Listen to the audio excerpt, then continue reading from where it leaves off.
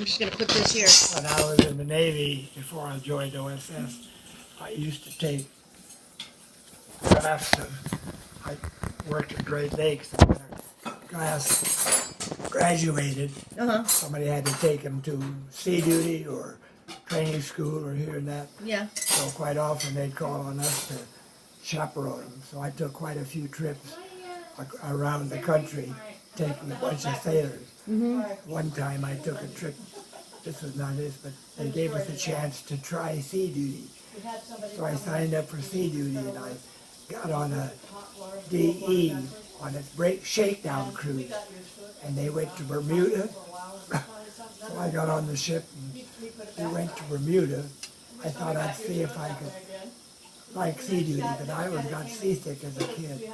Well, I still got seasick every day on that ship.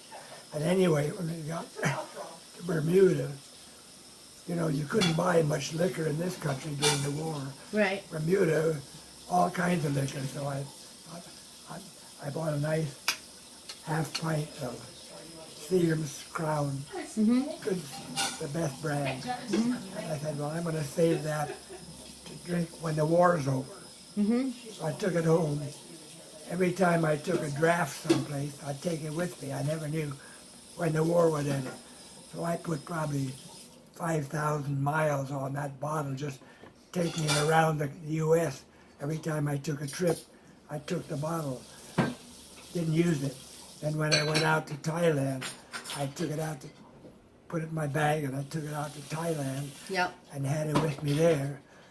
When I was told that I was going to parachute into Thailand, I said, okay, that bottle of whiskey goes with me. So, Parachute? yeah, that's what I was supposed to do, parachute in Thailand. The night, they sent all our baggage the night before, and we went the next day. Well, when they sent our baggage the night before, and I don't know what happened, but the Japanese found it someplace. They were onto our drop zone. So they found all this stuff that we dropped in. Including your whiskey? And some Japanese opened up my bag. Awesome! Look at this beautiful bottle of Seven Crying. So all that stuff, I figured I carried it about 40,000 miles. And Only then to... some Japanese coming. That killed me. I was going to celebrate with that when the war ended. Oh, yeah. Yeah. That's a sad story about his liquor. Sad, yeah, sad whiskey story. I didn't drink much in those days, so it didn't bother me to carry that around. Yeah. I hardly drank at all, as a matter of fact. I really didn't start drinking much until I got to Bangkok. When we got into Bangkok, at the OSS believed in providing you with refreshments for the troops. And so we had a storeroom there that had several cases of whiskey, beer, cigarettes. It was all operational. Whenever we invited Thai over to a meeting, take out the bottle of whiskey, cigarettes. So that's when I started drinking. I would open up a bottle of whiskey for the natives. So I'd say, okay, I'll have a drink too. So I sort of got started drinking a little bit.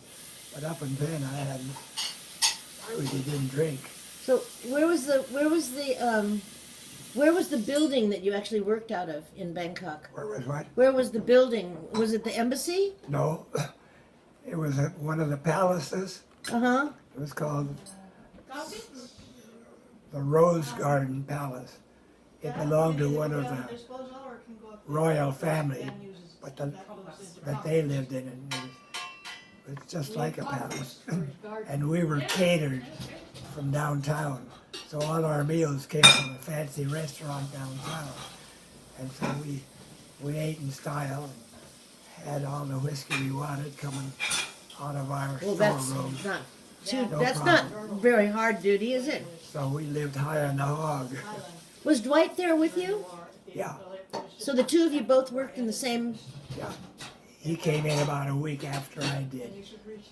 And then, and then he left a week or two before I did too. But So, and then during the war, did he do the same kinds of things you did? yeah, Were but, you equal rank, or were you? well, we were in the same outfit, but his job was to interrogate prisoners. Oh, So he stayed in Ceylon, and if they caught any prisoners, what the U.S. did was they had submarines out in the ocean, yeah. and the submarine would come up on a fishing boat and capture the fishing boat, take the natives on board, probably sink the boat, and then take the natives back to Ceylon and interrogate them. If they had any smarts, they'd talk them into being spies for them. If they were just fishermen and didn't know anything, they just kept them there until the war ended and then they sent them back. So he was there interrogating any prisoners that we captured in Thailand, and he would interrogate them. So you didn't see them. You didn't see Dwight very much then during those days. Well, that was when we were in Thailand. When we got to Bangkok, why, the interrogation business was pretty much over. So he was working with all of us. He would go and interview certain Thai that he could speak fluent Thai, Right. much better than me. Really? I thought you were. No, he was the Thai speaker. Really? He could read and write. He went to school in Thailand. Oh. So he knew how to read and write, so he'd go interview some of these higher ups that they wanted to be interviewed. He could speak their language better. So that's what he did, where I did a little of that, but mostly I was just a flunky. You were just a flunky. Yeah. Bangkok was on the route to Singapore. Right. Singapore was where everybody wanted to go. It was a free port. All the officers on their way home go through Singapore. So they'd all fly from Calcutta, Rangoon, wherever it is, spend the night in Bangkok, and then go on the next day, or maybe 2 nights. And the then go next- down on the train through Malaysia. What? Down, take the train, or did they fly? No, they fly. They flew. Okay. The ATC was very nice at flying people everywhere. Oh. So my job was to go out to the airport, pick them up, bring them back to our quarters, put them up for the night, entertain them. Next day, take them out to the airport again. They'd go to side, or they were going the other way. They'd come from Singapore, going to Rangoon. They'd stop in Bangkok. We'd put them up for the night. Next day, they put them on the airplane. They'd go to Calcutta, Rangoon, Shanghai, wherever they wanted to go.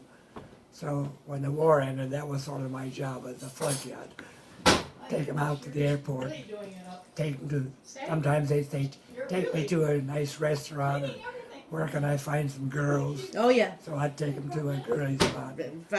Find the girls. Yeah. So I spent 2 months doing that. Wow. We had to be well dragged up. That was my first destination, Singapore. Are you through?